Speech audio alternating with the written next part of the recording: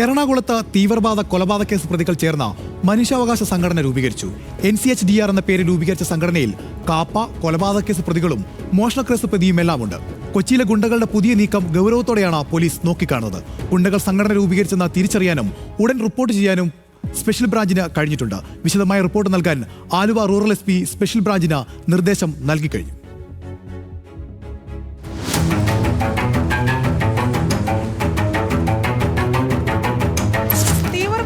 പ്രതിയായിരുന്ന നിസാം പാനായിക്കുളം, 2 കൊലപാതക കേസിലെയും കാപ്പ കേസിലെയും പ്രതിയായ രാധാകൃഷ്ണൻ, ഗുണ്ടാ നേതാവ് ഔറംഗസീബ് എന്നിവരാണ് സംഘടനയിലെ ഭാരവാഹികൾ. ഗുണ്ടകളുടെ മനുഷ്യാവകാശ സംഘടന ഒരേ സമയം ഞെട്ടലും കൗതുകവും ഉണ്ടാക്കുന്ന വാർത്തയാണ്. എന്നാൽ കാര്യങ്ങൾ അത്ര നിസ്സാരമല്ലെന്ന് പോലീസ് തിരിച്ചറിഞ്ഞിട്ടുണ്ട്.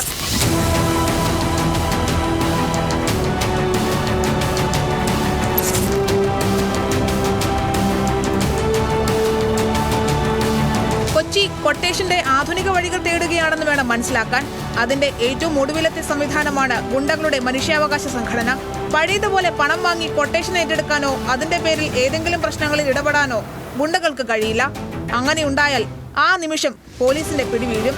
സ്വാഭാവികമായും ഒരു സംഘടന എന്ന ബുദ്ധി ക്രിമിനൽ മനസ്സുകളിൽ ഉണ്ടായിട്ടുണ്ടാകാം.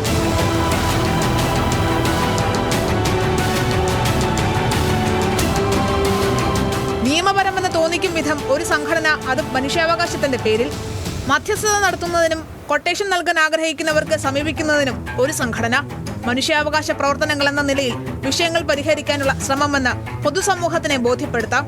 യഥാർത്ഥത്തിൽ നടക്കുന്നതോ പഴയ സ്റ്റൈൽ കൊട്ടേഷൻ ഏറ്റെടുക്കൽ തന്നെ.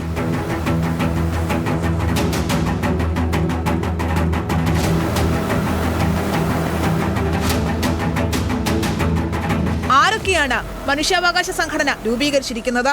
തീവ്രവാദ കേസിൽ പ്രതിയായിരുന്ന, പിന്നീട് സുപ്രീം കോടതി വെറുതെ വിട്ട നിസാം പാനായിക്കുളം, 2 കൊലപാതക കേസിലെ പ്രതിയും കാപ്പ ചുമത്തപ്പെട്ട ക്രിമിനലുമായ രാധാകൃഷ്ണൻ, ഹൈവേ മോഷണ കേസിലടക്കം പ്രതിയായ ഔറംഗസീബ്, ലഹരി കേസിലെ പ്രതിയായ മൈക്കിളൂട്ടി എന്ന മൈക്കിൾ. ഇവർ അറിയപ്പെടുന്ന ഗുണ്ടകളല്ലെങ്കിൽ പോലീസിന്റെ നിരീക്ഷണം എപ്പോഴുമുള്ള ഗുണ്ടകൾ. ഇവരുടെ ചുവട് പിടിച്ച് പുതിയ സംഘടനയിൽ ചേരാൻ അറിയുന്നതും അറിയപ്പെടാത്തതുമായ ഗുണ്ടകൾ വേറെയും.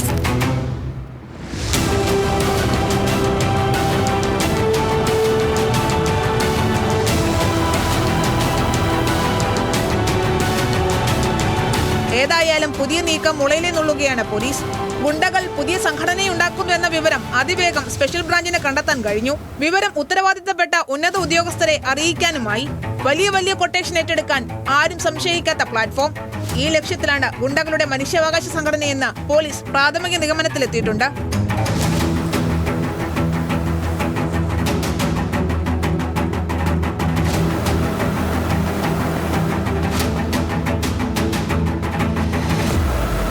കൊച്ചിയിലെ എന്നല്ല, കേരളത്തിൽ തുടർച്ചയായി ക്രിമിനൽ പശ്ചാത്തലം പിന്തുടരുന്ന മുഴുവൻ പേരുടെയും പിന്നിൽ പോലീസിന്റെ കണ്ണുകളുണ്ട്.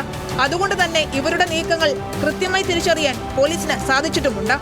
ക്രിമിനൽ പശ്ചാത്തലമുള്ളവർക്ക് മേൽ കൂടുതൽ കാര്യക്ഷമമായ നിരീക്ഷണം ഏർപ്പെടുത്താൻ ക്രൈംബ്രാഞ്ചിന് ഉന്നതാധികാരികൾ നിർദ്ദേശം നൽകിയിട്ടുണ്ട്.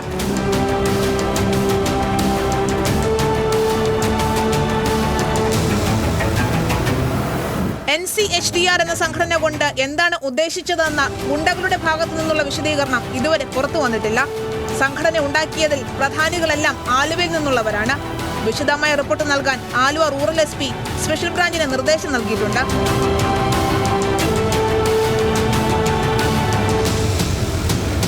ഗുണ്ടാ സംവിധാനങ്ങൾക്കെതിരെ കേരളത്തിലെ പൊതുസമൂഹം കൃത്യമായ നിലപാടെടുത്തിട്ട് വർഷങ്ങൾ പിന്നിട്ടിരിക്കുന്നു. അതുകൊണ്ട് തന്നെ ഗുണ്ട സെറ്റപ്പിലേക്ക് പുതിയ ചെറുപ്പക്കാരെ ആകർഷിക്കാൻ നവമാധ്യമങ്ങളിലൂടെ പുതിയ വഴികളും ഗുണ്ടകൾ പരീക്ഷിക്കുന്നുണ്ട്. സിനിമകൾക്ക് സമാനമായ ഷൂട്ടുകളും റീൽസുമെല്ലാം പ്രചരിപ്പിച്ച് ഹീറോ പരിവേഷത്തിൽ സ്വയം അവതരിപ്പിക്കുകയും അതിലൂടെ തങ്ങളിലേക്ക് കൂടുതൽ പേരെ ആകർഷിക്കുകയും ചെയ്യുകയെന്ന തന്ത്രവും ഗുണ്ടകൾ നടപ്പിലാക്കുന്നുണ്ട്.